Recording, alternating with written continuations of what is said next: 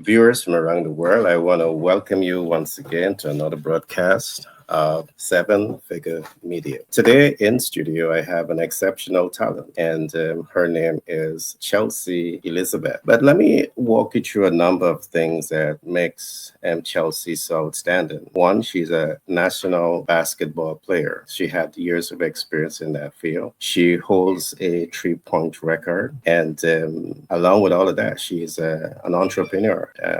Tremendous experience behind her. She has built what we call a 6, 7, and 9 figure brand, and today we'll talk a little bit about that. Chelsea is more than this. She's an author. She has over 22 years experience in business, and she holds a master's degree in business administration, specializing in business communication. Among all of that, I must also say that Chelsea had a near-death experience, and we will talk a little bit about some of those experiences that helped to shape her life and her perspective on how she sees the world. Chelsea, welcome. Thank you. Thank you very much. Okay. Chelsea, let us begin by looking at your master's degree. You have a master's degree in business administration. You specialize in business communication. Why did you choose this area of study? Interestingly enough, I started zigzagging in undergrad, started in interior design, then switched to communications, advertising, and then went into business. Upon finishing, I realized that taking a job without further degree was a little bit less than what I had hoped for. And so then started night school, Covenant University, and furthered my degree, got another bachelor's degree, as well as finishing a master's degree online. Interesting. Interesting. Let's talk a bit about business communication. What are the advantages for anyone studying business communication? And I know that we had some conversation about this. One of the things that I always say, and many people speak, but sometimes never communicate. And in business, you cannot afford to do that. And so the ball's in your court. How important is that? It's vital. And I think the missing link a lot of times in communication is the listening piece. Oftentimes, we're not hearing the needs of our viewers, our listeners, our clients, our teammates. We're too busy selling an agenda. We're programmed to do what we're supposed to do the job. And oftentimes we fail to see if even the listener is in need of what we have. And so the first line of communication is listening.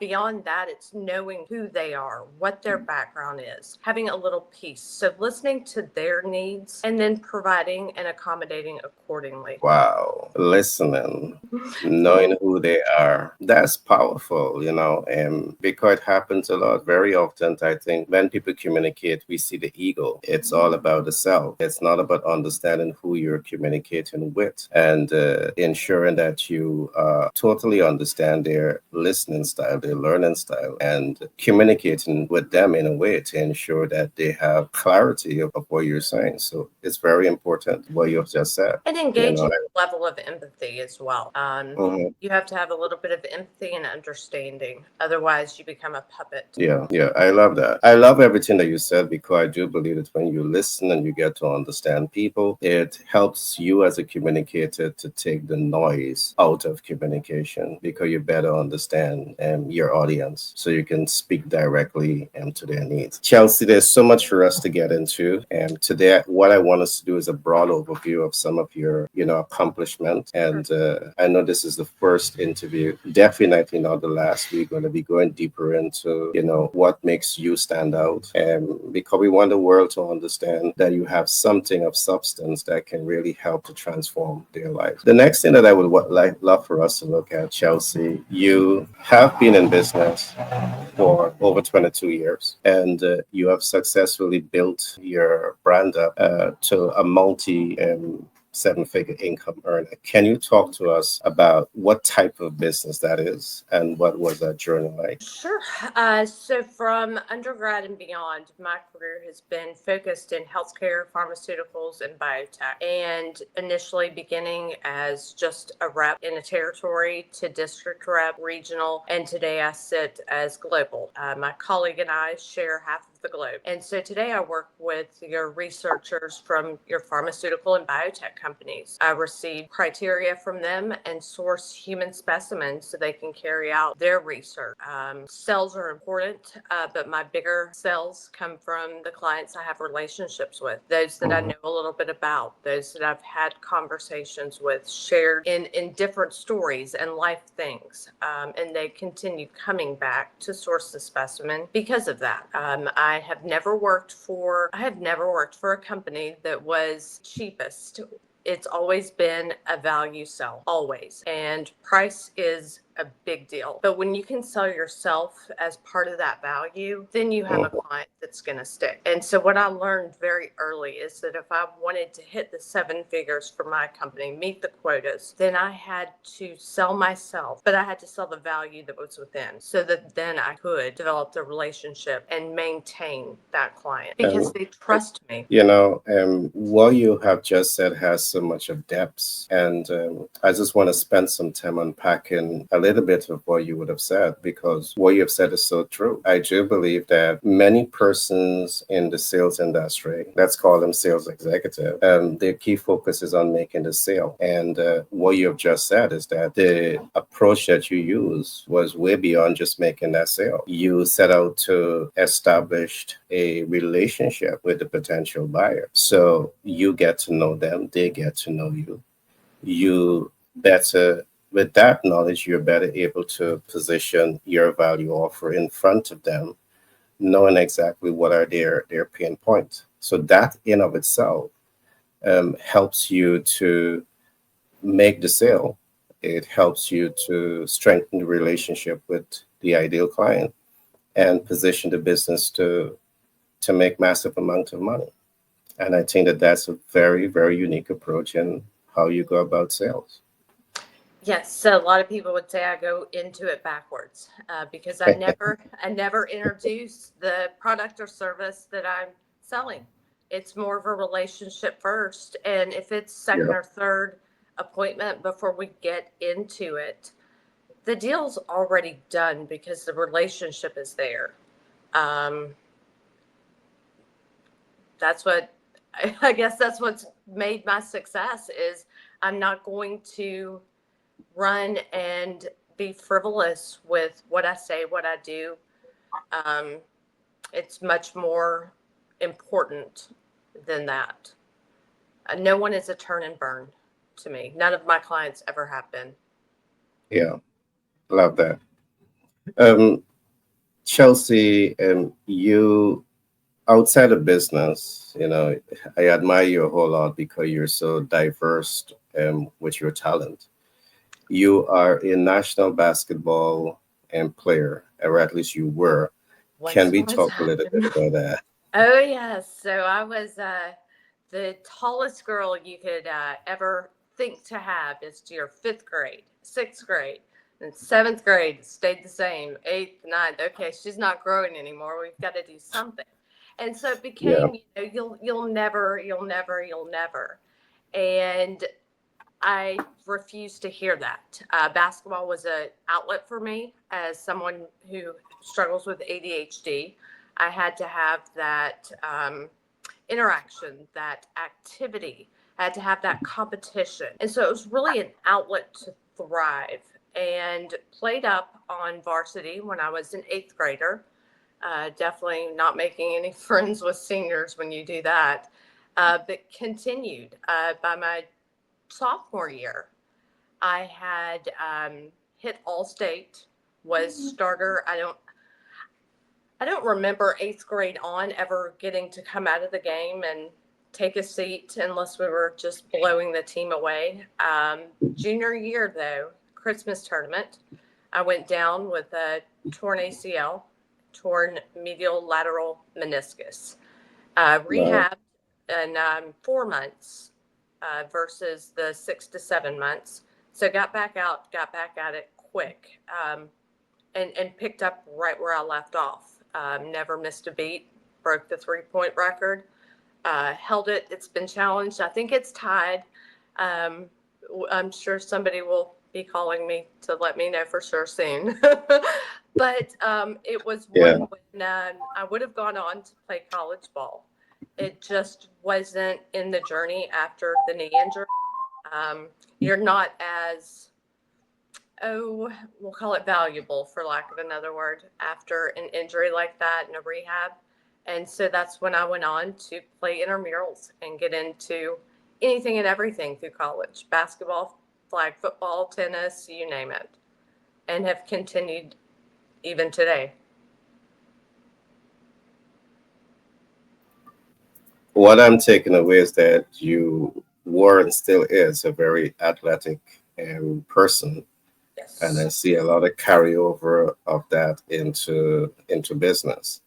Um, Um, I recognize also that you holds a 3-point record that I believe still stands today. Can we talk a little bit about that and how it feels to have achieved that?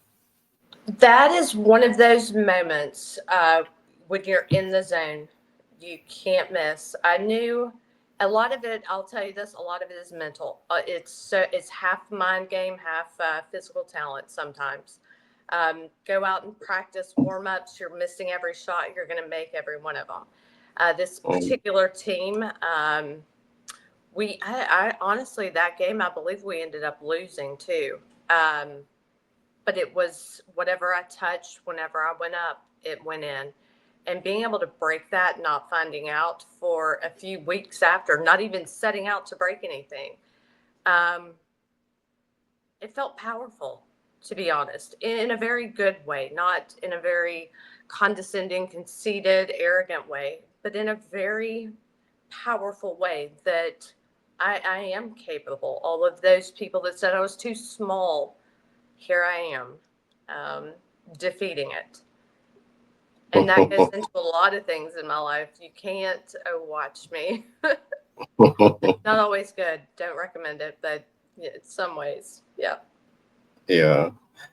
Um, there's a few more things that I wanted us to talk about.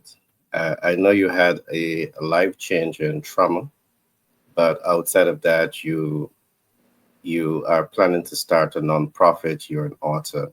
So those are some things that we're going to be going through today. But let us look at your life and trauma.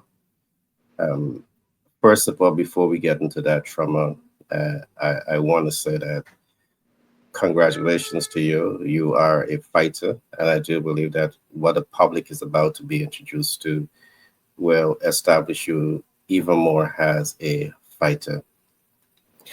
Chelsea, a few years ago, you had a very unusual experience where you were traumatized by a dog that literally sucked the oxygen out of you. Um, Talk to us about that. That was a near death experience that changed your life. And It certainly was. Yep. Great Danes, since I've had my own home, so for years, have been my dog to have. They're perfect in the house. I love the big dogs. Just you have the breed, you fall in love. Still in love. Amelia is laying over here beside me, just trying to get her little shot in the camera. But this particular one, I rescued him. He came from the local shelter and then went into this rescue. I had him a month, roughly 4 to 6 weeks. I was Sunday evening getting ready to settle down, get open my emails, check different things. Some dogs were out in the backfield. He was barking at those, anything you would expect. And when I walked closer into the living room, he turned and launched at me and took a first bite here out of my cheek and my ear, and then got my chin and the other side of my cheek. And when I rolled over, protected the carotid artery, he took off the entire back of my neck, scalp, and forehead. And so, what they called that was a complete open degloving. I can remember laying there. I mean, I'm not afraid of blood by any means, but I never knew that it could pour out at a rate that I was seeing it come over my face, and seeing my ears and wondering how I can get to the backsliders. I don't remember how I got the door open. It photographs reveal that I tried. I don't really know. I don't. But somehow made it out. Evidence reveals that I laid for a while in the back on the patio, and then was able to get up and go ring my neighbor's doorbell, where I'm seen on their camera. What's interesting is that after I'm seen and they get me in the house, the dog is seen. Oh And my so God. He somehow was coming again. somehow I'm out of the house, laying in the back for a while, and make it in there before he shows back up. So a lot of the events that I remembered right after were completely incorrect. I would have told you it was the dead of night, broad daylight. It was 5:30 p.m. in August. It was bright, and so I've had to kind of make peace with the fact that there are a lot of things I won't remember for whatever reason. But I did have the major arteries in the back. The carotid artery was intact. The right vertebral artery ended up throwing a clot. They found that, resolved it. I haven't had any issues since, but was stapled back together and sent to ICU to develop an infection, throw a clot, and be gone. And little by little, I started getting better and got to make it to trauma step down and stayed, and finally got to take a walk and then take the stairs, and was able to go home with home health, where they were going to watch the tissues. I had Penrose drains. I had 8 Penrose drains throughout my head, and wait for the tissue to die, scrape it off, and go back for skin grafts. Well, skin kept living, kept living. What was dead slept off. Fresh skin began to grow underneath. Mhm. So the prognosis that was in front of me wasn't the reality that I had to deal with, by the grace of God. I did make a full recovery, they call it. And by full recovery, no skin grafts, no infections. I'm living and breathing. I have no feeling or sensation on my head, my neck, much of my face. Feel just basically the center parts of my face. The rest of it's completely numb. Will never probably regain much of the nerve. And then in the back of my arm, he bit through the armpit. And so every once in a while, I'll have some scar tissue block that joint. But to look at me today, you would be surprised that anything happened to me. And I know that I'm an anomaly, a unicorn. I know that I wasn't supposed to live. I know that I wasn't supposed to make a full recovery. Um, and the fact that I did means that there's so much for me to do for those who also deserve a full recovery. The physical part is easy, the emotional part wasn't. And it took me a long time to find people that could help me get over some of those hurdles. And still today. And, had people, oh, we'll cure PTSD, we'll cure. You can't cure. You can cope. You can live with Mhm. it. You can have a peaceful life with it, but you can't do it alone. You Mhm. have to have a tribe. I call them my tribe, the people that walk by me during the day and take the shovel out of my hand. My tribe that keep me going and keep my head in a space that allows me to be here today. And I am determined, not only to survive, but to help everyone else. Yeah. Chelsea, I must say, you're one of the, the bravest souls that I know, and you're a fighter. I mean, to have been through what you have been through, um, and survive it, and still take that experience and now want to go out and touch the world with your knowledge. I think is admirable. Yeah. And what I'm talking about, go ahead, Chelsea. Go ahead. Said that, yeah, that was the biggest turning point was the fact that this is Amelia, sorry, um, the fight. My best friend, it was about 8 months ago, the turning point. He said, Chelsea, what's wrong? And he said, I've seen you get up from so much. Why aren't you fighting? I was like, I'm tired. I had finally given tired out and taken the power out of tired. And it was from that moment when I had him recognize that I was not channeling myself that I got up and found my fight. And a lot of the things that I had written, the book, I finished it. And it's in editing. And Mhm. Wait, sometimes yeah, you just have to have that person say, what happened to the I fight? believe Where in are you? you. I can't see you. Come back. Um, Mhm. and that propels you to snap out of it and get back up. Yeah, and you see that is what I love about you, Chelsea. And that is a trauma. That was a tremendous traumatic experience, and to have gone through. You have suffered from both physical scars and emotional scars, and you're still dealing with some aspects of Yeah. it.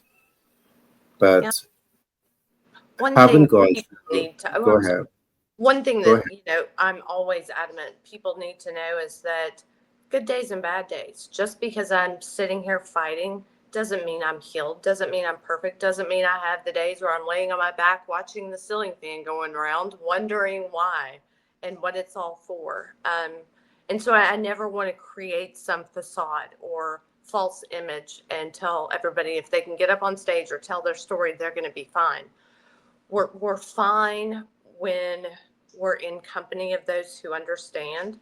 We're Mhm. fine when we allow ourselves to be fine, but it's not all days great days. We're going to have bad days. I have the bad days. I have the ugly days. Cry, scream, yell, jump up and down. Do it. Let the emotion out. Mhm. Mhm. Yeah.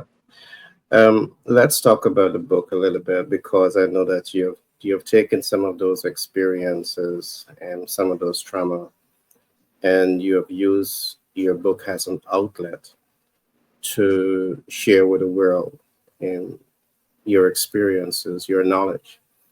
And I know you just didn't use the book as an outlet to express your feelings or your experience. You want to help people. So let's talk about the book, and then we'll talk some more about the nonprofit and what a nonprofit can do to help people. So let's begin by looking at your book. I know your book is going to be out very soon. It's not out as yet. We'll talk. No. But let's talk about what is the vision behind your book. The basis of the book is trauma. When I wrote it, told very close friends what I was writing, I said, can you guess what? And of course, they went straight to the obvious. Well, the book isn't the obvious. The book goes into, we'll call it the collateral trauma, the Mm, trauma that isn't so obvious. When I was suffering, when I had lost my fight, I had to figure out why. I had to do some deep soul searching. And my fear isn't the dog. The fear isn't the physical. It isn't all the surgeries or the drains or any of that. I still have Amelia. She runs around, licks on me. So what was it? What was behind it? What was killing me inside? And I came to determine that it was everything that happened afterwards. The people that abandoned me, the people that took advantage of me, people that stole from me, people who made false promises. And none of it had to do with the physical trauma itself. It had everything to do with the people. And that was the painful part, realizing that people that you had invested so much time and effort into only wanted you around if you were good for something, could give them something, could do something for them. Those that took advantage and took from you, looking for an opportunity. And those that just flat out stole right out from under you. Um, Mm, it is what I never expected. And it wasn't anything that jumped into my mind immediately because there was a lot of triaging. I had to go do the surgeries. There was a lot of commotion and a lot of noise around. And so being able to identify took some very painful, deep thought and realizing that in order to recover, I have to get through this emotional piece that people mhm, put on me. Um, and it goes into a lot of the trauma that my family and close friends endured. Um, having to, my dad is very tough. I'll never know, but when he's very, very quiet, I know enough. My mom can't bring herself to watch the videos, see the pictures, listen to any of the podcasts, the films. She kind of wants to not go back there. My friends all they say what is in the book that nobody should ever say. What doesn't kill you makes you stronger. Time heals all wounds. No, it doesn't. So I really debunk a lot of those horrible sayings that aren't true. Time does not heal the wounds. Time changes you. Your entire life changes. The life I had before, not the life I have today. The people that were there, not the ones that are here today. And what doesn't kill you makes you stronger? Not necessarily. It changes you. Am I getting stronger? Sure. But was I strong then? Yeah. So it really throws out the window a lot of those. But more importantly, what it does is align every human being walking this planet. Um, the book came from Christmas dinner with my family, my extended family. And my aunt was talking about the death of my cousin Justin, who was killed in the line of duty, 11 years, and her pain is still yeah. evident. My Mhm, cousin talking about losing her twins prematurely. Pain is still there. My mom talking about losing her mom, her dad years ago. Her dad 45 years ago, 50 years ago. And it was the same pain I had. I thought, you know what? I feel that. I feel that. And so it began my thinking of, what else? So I talked to a friend of mine who had a dog that was like a kid. The dog had died, same emotions. And so it brought a whole new meaning on trauma and the pain that's behind it. Because no matter what the experience, much of the time the emotion is the same. And that is what connects us. And it was that emotion and hearing that heartfelt confession that began to make me feel okay, feel normal. Like mhm. I'm so okay. You're not I'm alone. supposed to feel this way. This is Mm, normal. Okay. And it began to bridge the gap. And over time, when I came back, I stayed in Tennessee with family for 4 months. Once I got home health care out of my house. And when I came back, it seemed like every day somebody was put in front of me that mhm, would open up about a trauma. And it kept happening until I started putting pen to paper and accounting for a lot of those emotions, a lot of that well, why are you talking to me? You know, that's what I couldn't figure out. I mean, I'm hidden out. The wounds, the scars are hidden. Not many people know, but I kept having people come to me and just open up grocery stores, shopping malls, walking out on the sidewalk. And so I began to verbally open up about my story, about my experience, the painful parts, not the physical parts, the emotional parts, the embarrassing parts. And Mm-hmm. suddenly people just started crowding around. I was walking down the sidewalk one day and in a car with a few girls and it's girl yelling out the window, meet us for lunch, come meet us for lunch. And they knew me from a workout. I did Yeah. not know them, you know, and so I did. I joined them for lunch and they were with the government. They were facing layoffs. They had some tough stuff and it was a fantastic lunch with them, um, and that's happened a lot. And every time that happens, I'm like, thanks for taking the shovel out of my hand because for months I was digging my own grave. If this is life, I Okay. don't want it. And Yeah. so I just, you know, it's very, very important for me to use everything that's happened and everything that I have within me to say, you know what? It's embarrassing, it's horrible, but it's normal. And Yeah. I'm safe. You can tell me. Yeah. What I'm hearing from what you're saying is that, what you learned from the experience is that you thought that you alone were going through your pain. You thought that you alone was going through your trauma until you listened to those people around the Christmas table, around the dinner table, and you recognize that, you guys have something in common. And I think that's why it's so important to share your story, because I think when you share your story, the person next to you, it could be an eye opener for them, to just understand that, hey, I'm not in this alone. Yeah. And I really love that you made that choice to write the book, because that book will allow you to reach hundreds of thousands of persons, um, who perhaps need to hear your story. Yeah. All The right. fact is, I mean, pain doesn't time out. It doesn't. Mm-hmm. There's no timeline. There's no get over it, move on. But society has told us, you know, if it happened a month ago, you can't talk about it anymore. You can't hurt anymore. You can't cry. And so the book is no, you can. You can. It Mm-hmm. as long as you need to grieve, as long as you need to be upset, sad. If you are, Mm-hmm. then whatever it was, you must have really loved it, and so Mm-hmm. that's a blessing. Yeah, But yeah, pain doesn't time out.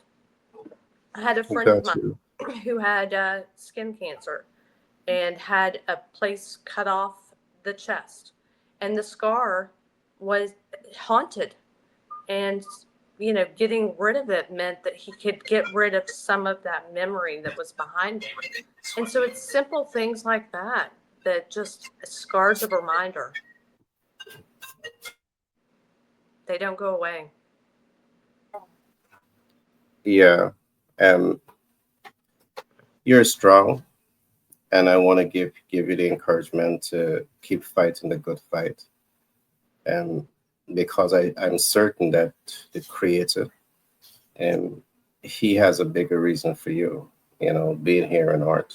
And I'm happy to come alongside you to say that I am excited to support you and to tell your story and to get your message out. Hmm. Can we talk now about the nonprofit? I Definitely. know that you have a great vision, um, that is being developed right now. You want to start a nonprofit. Tell me a little bit about your vision and your intention, behind this nonprofit organization.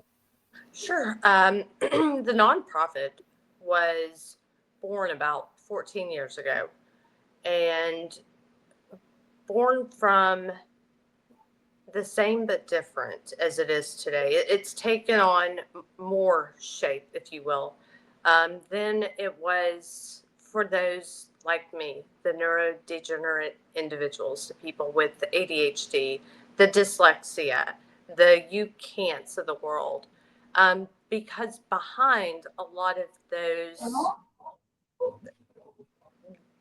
neurodivergent issues, that we'll call them, are symptoms. And the symptoms are what oftentimes cause people to get in trouble, to fail, to not reach their full potential.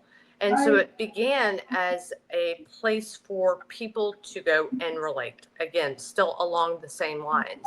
As it is today, it is evolved into something that is for people, peers, to share trauma, peers to recover together from any kind of trauma, big, small. I don't, it doesn't matter. The pain is the same. No, there's not one that's greater or smaller than the other one. And so what I envision is a very structured community of peers healing together, with a therapist, psychologist that would be over it, also with different education pieces that go into the communication, how to communicate your feelings, how to feel. I think communicating the feelings, for me especially, is I don't know, for months I don't know how I feel. I don't know. Nobody will tell me. So it just went straight to anger, and I couldn't resolve any of it in an angry way, but I couldn't put a name to the emotion. And so it's really understanding and being able to communicate how we feel, what we're feeling, so that we can get behind it. And I have two therapists that I talk to, and I enjoy it, but neither one of them have been through what I've been through, the bullying as a kid, being ADHD and dyslexic, um, the attack. They don't know the emotions. We can blanket that, but it doesn't put anything into perspective. It doesn't put anything in place. It doesn't make me feel like I'm part of the greater good or anybody else. I still don't feel normal. We still don't have a name for it. And so while I do enjoy one-on-one therapy, and I will continue, I need peers, and I need people that have walked in those rocky places, and can tell the story and help me feel like I have a place, while I'm helping them feel like they have a place.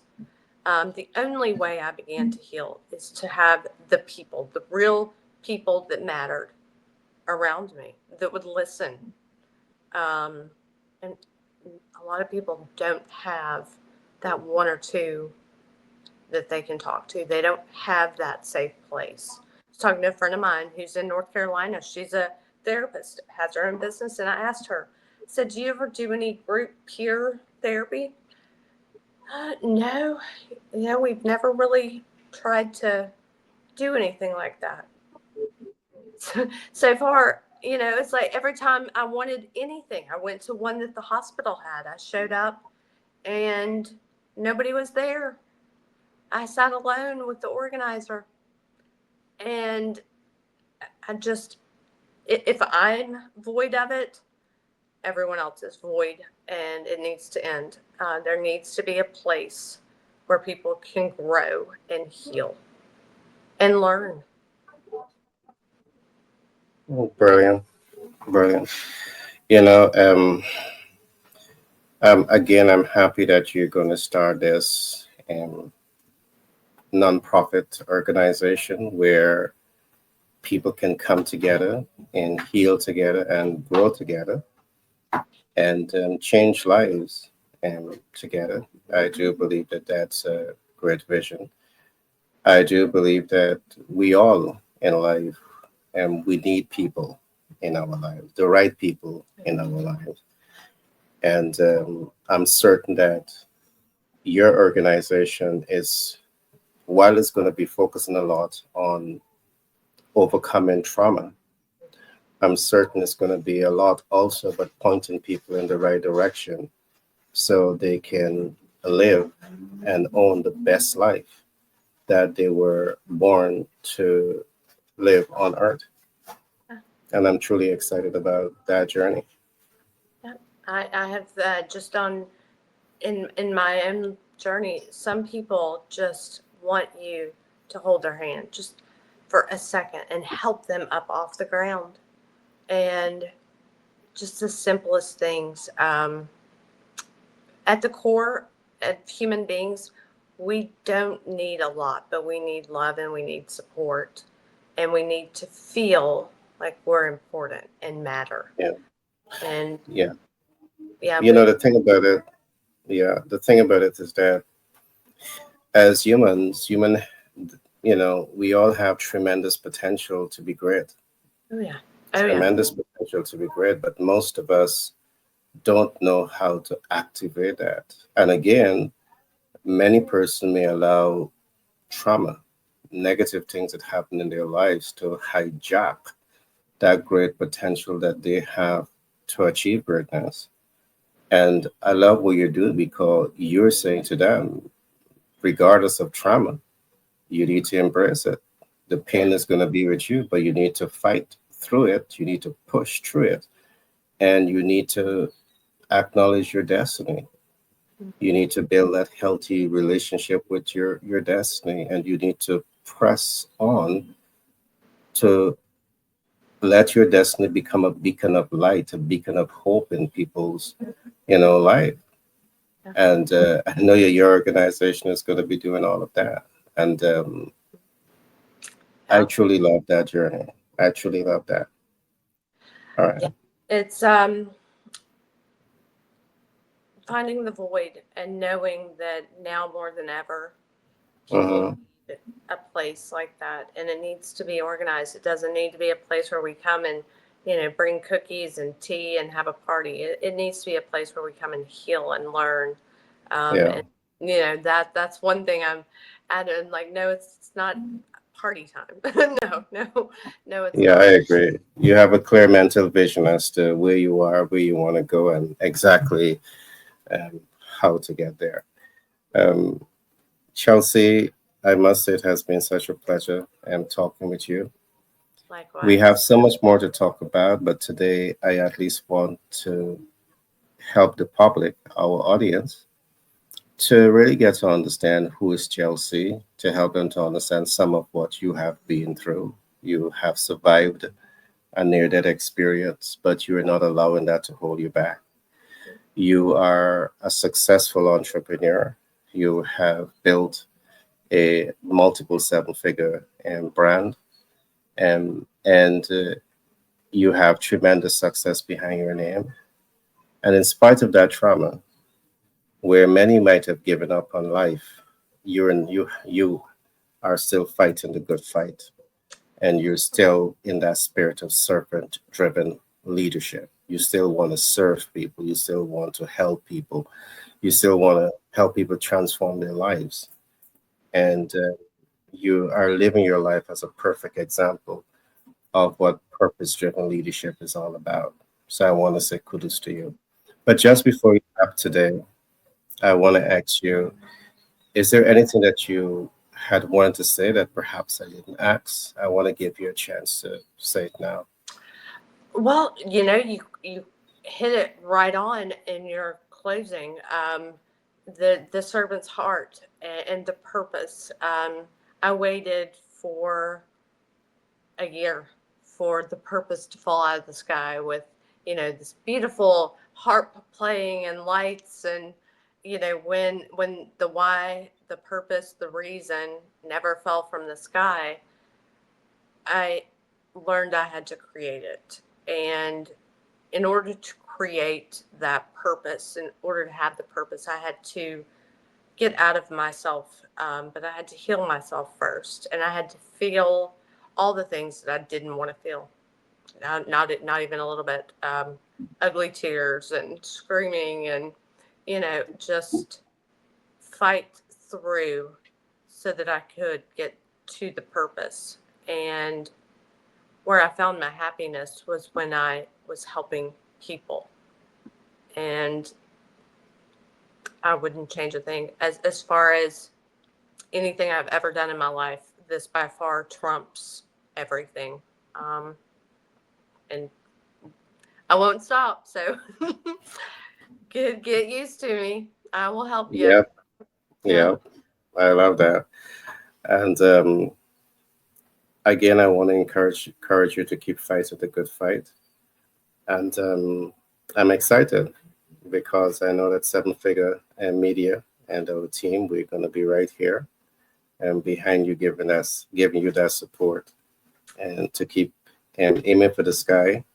And if you fall among the stars, that's quite okay. Yeah. No, I went into this, and everyone that would listen, I said, it's so much bigger than me. I said, it's Yeah, not about me. My book isn't about me. The mission isn't about me. It's so much more, so much bigger. My book hardly mentions me. It's more about the shared traumas. yeah. Okay. Again, great talking with you. We will be doing much more of this. So, any last words before we wrap up today? No, I look forward to seeing you the next time. Okay. Well, audience, there you had it. Chelsea, an exceptional talent. And as I told you at the beginning of this program, Chelsea, she has tremendous experience in basketball. She's a national basketball player. She holds that 3 pointer, and I think that 3 pointer hasn't been broken as yet. And still young, only 44. And she has successfully built her 6, 7, and 9 figure brand. And she's an author. You will be learning more about the book. And she's also going to be starting a nonprofit organization. And, to really help people to heal and heal faster and get a better perspective on life. So I want to encourage you to like, subscribe, and share, and look out for more content from Chelsea. And I'm grateful for the opportunity to be here.